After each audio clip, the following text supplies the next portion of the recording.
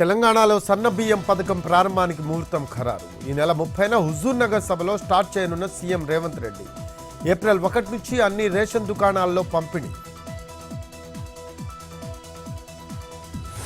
తిరుమల పాప వినాశనం డ్యాంలో బోటింగ్పై అటవీశాఖ యూటర్న్. సెక్యూరిటీ ఆడిటింగ్ పేరుతో బోట్లతో ట్రయల్ రన్. టీటీడీకి కనీస సమాచారం ఇవ్వని అధికారులు. అటవీశాఖ తీరుపై శ్రీవారి భక్తుల ఆగ్రహం. ఎంఎంటీఎస్ ట్రైన్లో అత్యాచార యత్నం కేసులో కొనసాగుతున్న విచారణ. నిందితుడి కోసం గాలిస్తున్న 200 మంది పోలీసులు. సికింద్రాబాద్ మేడ్చల్ ప్రాంతాల్లో సీసీ ఫుటేజ్ పరిశీలన.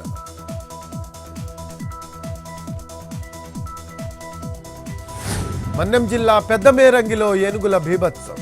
దుకాణాలపై దాడి, ఓ షాపు పూర్తిగా ధ్వంసం. గ్రామంలోకి గజరాజులు చొరబడినా స్పందించని ఫారెస్ట్ సిబ్బంది.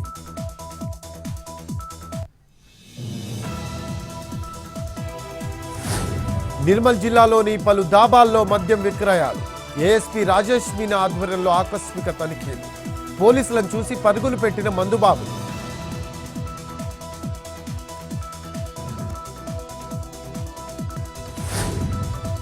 మన్యం జిల్లా గుమ్మ లక్ష్మీపురంలో ఫైర్ యాక్సిడెంట్. ప్రమాదవశాత్తు చెలరేగిన మంటలు. అగ్నికీలలకు దగ్ధమైన ఇల్లు. కట్టుబట్టలతో రోడ్డున పడిన మహిళ.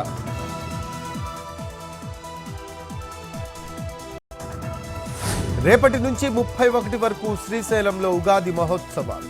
నేటితో ముగియనున్న మల్లన్న సర్వదర్శనాలు. గురువారం నుంచి అలంకార దర్శనానికి మాత్రమే అనుమతి. లక్షల్లో తరలి రానున్న భక్తులు.